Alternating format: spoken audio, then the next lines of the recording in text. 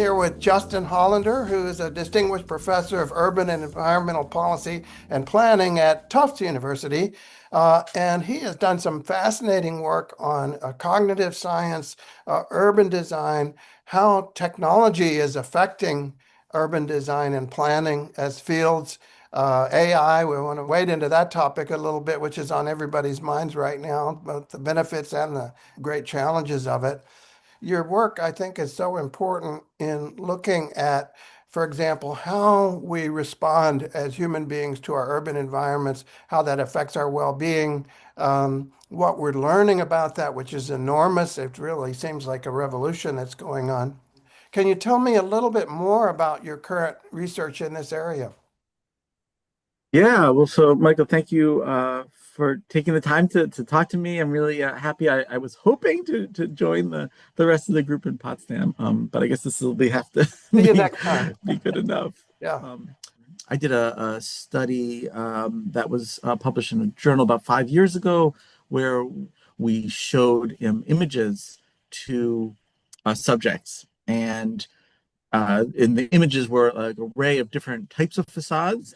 When a facade had elements that we talk about thigmotaxis, the preference that people have innately for wall hugging. Yeah. Go ahead. Why the edges are so important. Yes, And yes, that's maybe we don't right. understand that enough or appreciate that enough, especially when we're creating public spaces. And so we were able to show empirically that when you ask people about kind of how they react and respond on an emotional level, they do that places that they see that have that kind of wall hugging, that edge, high quality edges, that's a real big difference for people. So that was really what we call a self-report. Just asking them to say, what are you thinking? How are you feeling? But since then, I've had the opportunity to kind of ask some of those questions using different types of biometric tools. The most I think interesting is the eye tracking. So I'm glad you mentioned that. So yeah, I mean, I finished a study that just got published recently in a journal with a colleague, Maria Christofi, and that really looked at that very same question, but using eye tracking.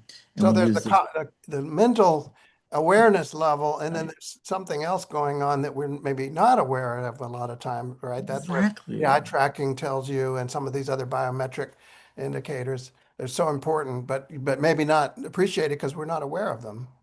Yeah, so it's operating at that unconscious level. You don't decide where your eyes are going to look, especially in those first, 3 to 5 seconds when you see a building, where you see a park. You're not making that decision, but it's a window into your mind by tracking those movements and seeing where someone looks, not just but where are they focusing, where their eyes kind of stay for a couple seconds, and that's called a fixation. What is the But brain looking for, and how is it processing the information, which is going to come out first in the eyes, right, where you're looking? And yeah. That's right. Now we also have another tool that we use in this project called facial expression analysis, and here the software is looking at the muscles in your face, whether you are frowning or smiling or showing surprise, and it's a little bit coarse, but it really does provide, and there's been a lot of science to support this, the same kind of insight. So if I see a long lost friend, I will smile in those first few seconds. I won't be able to control it, right? Right. If I see a long lost enemy, I'll probably frown or act, upset or something. I won't be able to control it. Now, eventually, I can kind of gain control of my functions, and I'll fake it, You can whichever always fake direction a is smile, but appropriate. you can there's kind of giveaways of what's fake. Yeah, exactly. So we did the same thing with building facades. Mhm. We kind of looked at how people respond, and again, we were able to show that there are really important differences. In this particular study, we were looking at the design of the facades, what kind of materials they were using, um, and brighter, softer, smoother facades really did correlate with the kind of facial expression and eye tracking that's associated with lower stress.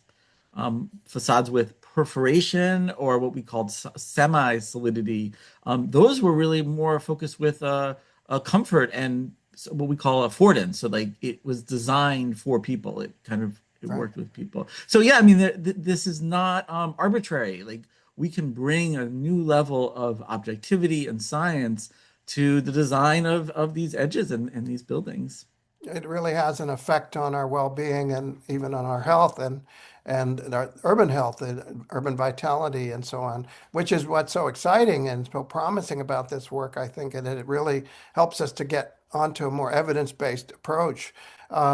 Which is interesting because, some people will say, well, yeah, but 100 years ago, we didn't need all this stuff. We just knew how to design well. Well, maybe so, but we're in an era now where we really do have to uh, be grounded in the evidence and demonstrate why these maybe more traditional forms that do work so well because they evolved to work well are actually beneficial. And Chris Alexander talked about the unself-conscious process that existed previously, and that was fine then. Now we need a more self-conscious process, which I think is why we need the science, we need the evidence to re-anchor ourselves in this kind of work. I know you and Anne, when you were working on cognitive architecture, you also talked about the importance of patterns, especially symmetry, facial symmetry. We all recognize is important, and other forms of symmetry, not just bilateral, but